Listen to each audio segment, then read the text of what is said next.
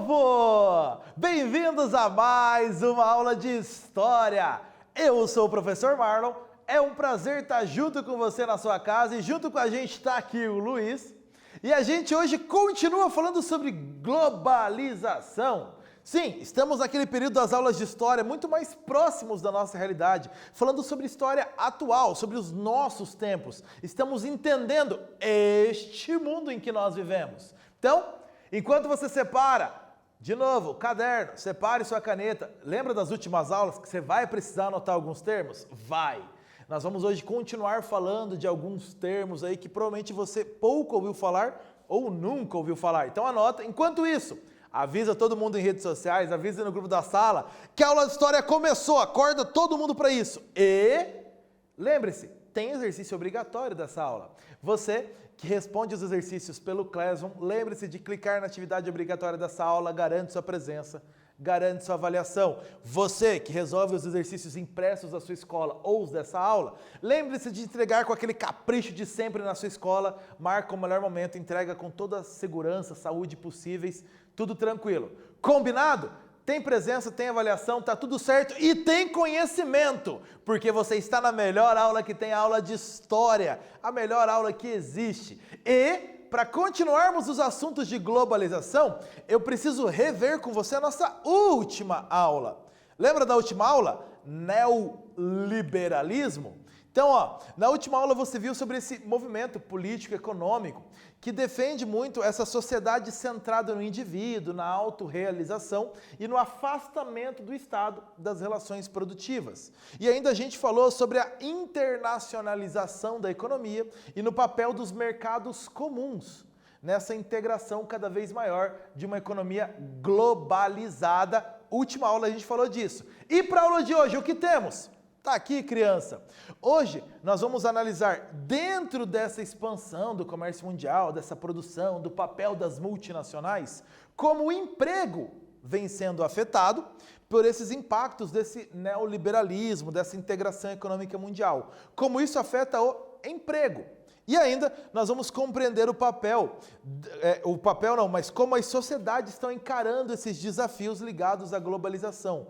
Como que a sociedade vê essa situação, vê cada vez mais essa globalização chegando perto e como estão trabalhando em relação a isso. Então, assuntos importantes para a aula de hoje, que a gente começa com essa imagem muito típica de uma terceira revolução industrial. A gente começa aí com uma fábrica de automóveis com robôs na linha de produção. Então ali tem até o movimento acelerado dos robôs e tudo mais. E repare bem nessa imagem que está na sua tela. Você não vê pessoas nessa fábrica de automóveis. Não tem pessoas, uma produção então totalmente automatizada, com os robôs participando. Como essa globalização está afetando o emprego ao redor do mundo? Essa é uma primeira pergunta, você percebe muito por essa imagem. Alguém da sua família trabalha numa fábrica que seja automatizada? Você conhece alguém, parente seu, algum amigo, que trabalha numa fábrica que tem cenas como essa? Robôs trabalhando e poucas pessoas operando esses robôs, trabalhando na manutenção desses robôs. Converse com as pessoas, entenda melhor como é trabalhar numa empresa automatizada, assim. Se você conhece, uma boa chance. Então, reparou aqui, tem alguma parcela do emprego que está sendo afetado nessa revolução industrial, nessa fase atual que nós estamos. O emprego está sendo afetado, essa imagem mostra isso. Como? É o assunto da nossa aula de hoje. Olha aí, para a gente começar, vamos definir um conceito importante, toyotismo. Esse conceito super importante, anota ele aí, toyotismo. É um modelo de produção que começou no Japão, a partir dos anos 70, da crise do petróleo. Então começou no Japão. Ele substituiu aquelas ideias que você já viu antes do Fordismo, Taylorismo. Esses dois sistemas, Fordismo e Taylorismo, eles defendiam um trabalho especializado e repetitivo. O trabalhador de uma linha de produção fazia só aquela função a vida toda, o mesmo movimento, repetitivo e não precisava de especialização. Não precisava ter um grande conhecimento, apenas essa especialização naquela função. Ele não precisava saber fazer todo o produto. Fez só a função dele, tudo certo. Ainda defendia que essa linha de produção não parava nunca, uma produção em massa com produtos repetidos, produtos sempre padronizados, produtos iguais. Esse era o sistema. A partir dos anos 1970, com o sistema do toyotismo a partir do Japão, mudou. Mudou como? Fabricar com o menor custo possível, com produção flexível, adequada à demanda. O que isso quer dizer? Esquece todos os produtos no mundo inteiro daquela fábrica, todos exatamente iguais. Não, são produtos que atendem à demanda do consumidor. São quase produtos personalizados. Cada consumidor quer um detalhe diferente do outro. Essa produção pode atender isso e com o menor custo possível para produzir aquele produto. Redução de estoques. Esquece grandes barracões com matérias-primas ali por muito tempo para serem usadas. Então, estoques cada vez menores com produção programada. O estoque é programado para aquele tanto de produção daquele dia, daquela semana. Redução de estoques para reduzir custo de armazenagem. Ainda, controle de qualidade fundamental. Um produto que não quebre logo na mão do consumidor ou que saia da produção com defeitos. Isso vai gerar custo. Então, controlar a qualidade do produto é muito importante. Automatização das etapas de produção. Você viu isso na imagem. Uso dos robôs programados para aquela função. Eles vão se cansar menos, não precisam parar para descansar então, não precisam parar para se alimentar, eles não precisam então de uma série de itens que o ser humano precisaria. Então, baratear a produção. Lembra? Menor custo possível.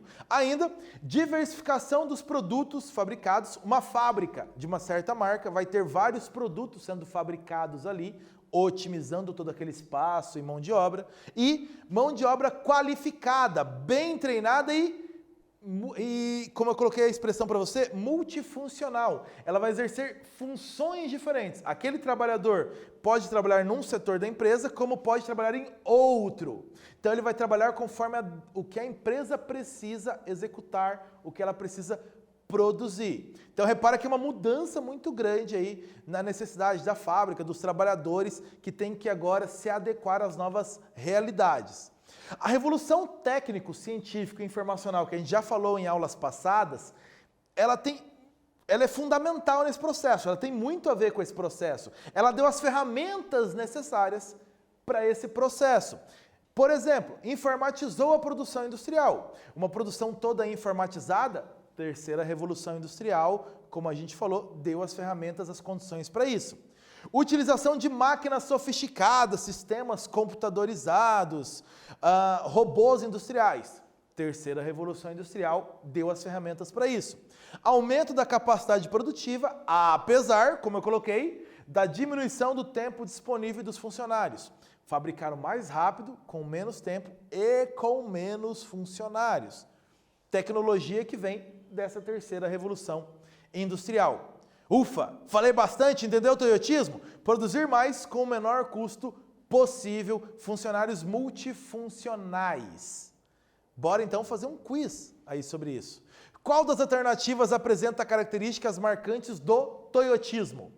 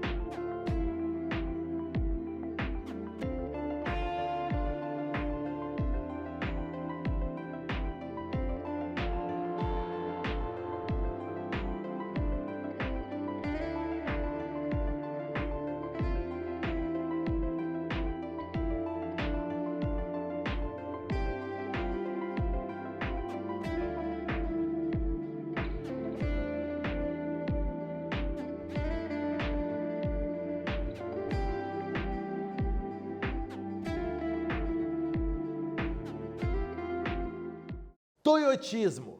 Grandes estoques? Produção manual? Não, claro que não, está aqui. Redução de estoques e uso de robôs na produção, como exemplo aí, uma produção automatizada. Sistemas de computadores e tudo mais. Então nessa produção, lembra, mais uma característica que vem junto com essa terceira fase da Revolução Industrial. Essa revolução toda na produção, esse novo jeito de produzir, claro, no mundo globalizado, trouxe desvantagens. Não é só as vantagens de produzir mais com menos custos.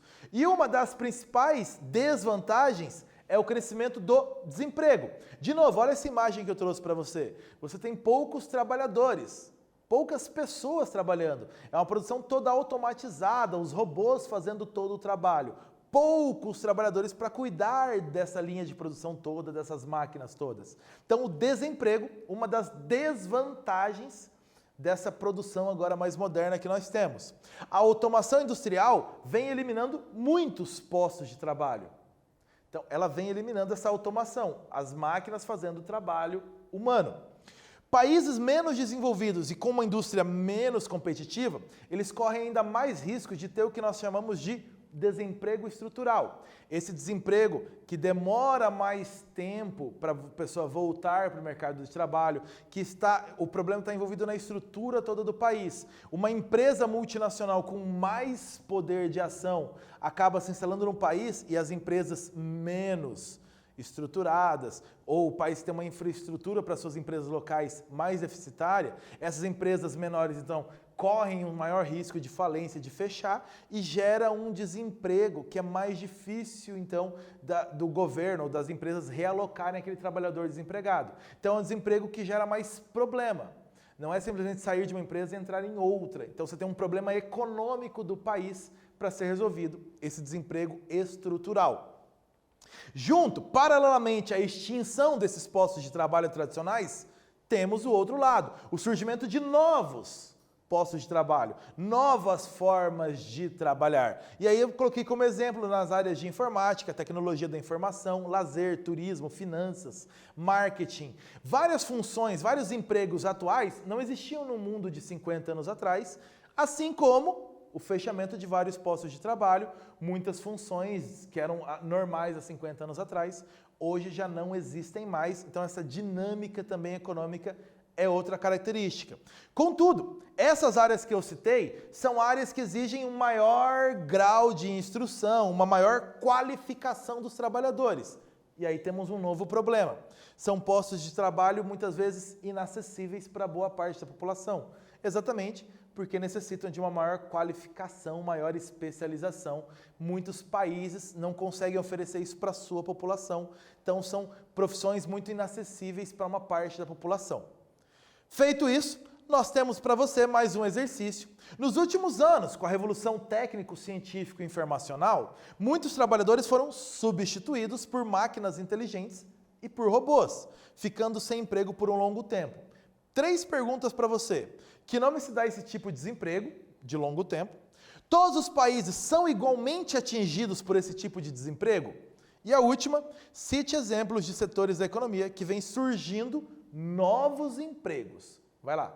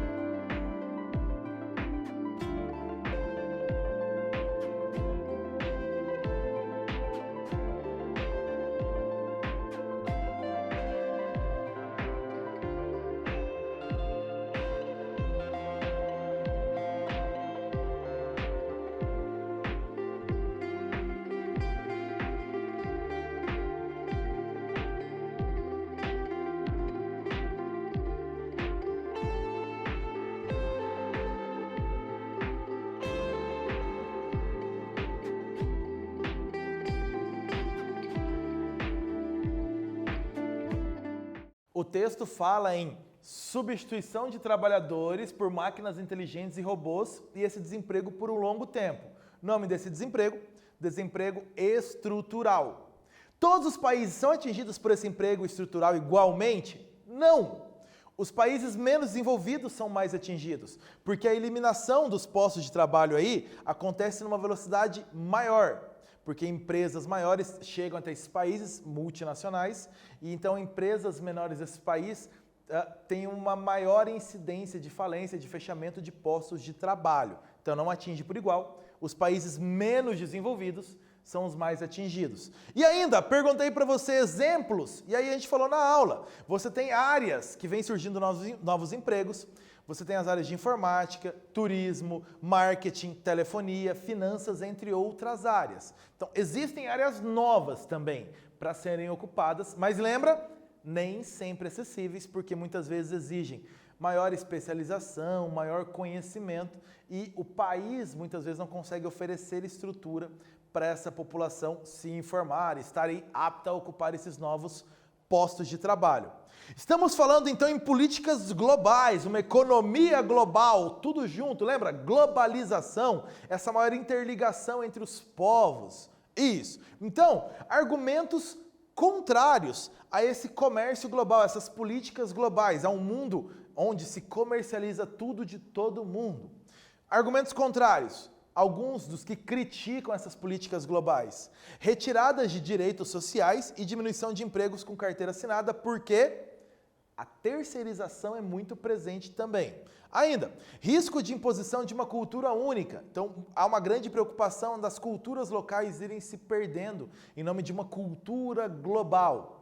Mais uma crítica, a prioridade dada ao crescimento econômico, que pode vir a causar prejuízos ambientais. E ainda, redução de investimentos em educação, saúde e segurança nos países emergentes, exatamente para poder dar estrutura para receber essas novas empresas. Os países muitas vezes acabam, então, deixando de lado investimentos em saúde, segurança e educação, alguns dos argumentos contrários. E os argumentos favoráveis a essas políticas globais? Vamos lá! Aumento da concorrência geraria queda nos preços. Se você tem empresas de outros lugares se instalando ali, isso vai gerar uma concorrência e vai abaixar o preço dos produtos para o consumidor final, seria uma vantagem. Ainda, ampliação de mercados e aumento do comércio. Você tem uma gama maior de produtos chegando para aquela região. Aumento do comércio e incentivo do comércio. Favorece a integração de povos e culturas pela internet e pelas redes sociais. Ao contrário dos que defendem que acabaria com culturas locais, muitos dizem que isso favorece com que todos conheçam culturas que não teriam acesso normalmente. E aí, a internet, as redes sociais têm um papel fundamental. Você provavelmente já conversou com pessoas de culturas diferentes pelas redes sociais, pela internet, tendo acesso a informações que muitas vezes não teria em períodos anteriores à história. E possibilita maior número de pessoas com acesso a bens e tecnologias, celulares, TV, porque volta nas características. Aumento do comércio, queda nos preços, você tem um acesso mais fácil a essas ferramentas mais tecnológicas, aí com essas políticas, com esse comércio global. E saber o que acontece ao redor do mundo em tempo real, uma das facilidades dessa globalização. Como a gente falou em aulas passadas, lembra? Você consegue saber o que está acontecendo do outro lado do mundo imediatamente no momento que acontece. Você pode assistir ao vivo o que está acontecendo em outras partes do mundo, mesmo sem estar presente lá. E aqui eu trouxe para você ainda desse comércio global muitas expressões, muitas características chegam para a gente. Você provavelmente já ouviu falar da Black Friday. Então, aquela grande promoção nas sextas-feiras, lá no mês de novembro, essa Black Friday, então uma expressão trazida aí dos Estados Unidos, do idioma inglês. Ou aquelas placas de etiqueta que você vê muitas vezes em promoções de loja, 80% off, ao invés de 80% de desconto. Então, expressões aí de outras línguas vindo para o nosso comércio. E você vê muitas vezes em placas de sinalização, de turismo, de aeroportos, como eu trouxe o exemplo, placas bilíngues. Então você tem em português ou em outro idioma. Isso exatamente porque as pessoas estão circulando mais pelo mundo. Então, facilitar o deslocamento dessas pessoas em várias partes do mundo. Você tem placas em 2, 3, 4 idiomas diferentes para facilitar o acesso das pessoas. Ok? E nós temos também os protestos contra essa globalização, contra essa economia global. Nos últimos anos, o debate sobre globalização e os efeitos ganharam um novo espaço, o Fórum Social Mundial, que vem exatamente rivalizar com o Fórum Econômico Mundial.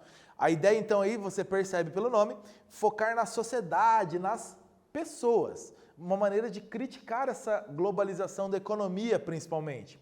Segundo os organizadores, o Fórum Social Mundial, ele é um espaço de produção de alternativas para esse modelo de globalização que está a serviço dos interesses das grandes corporações, das grandes instituições internacionais.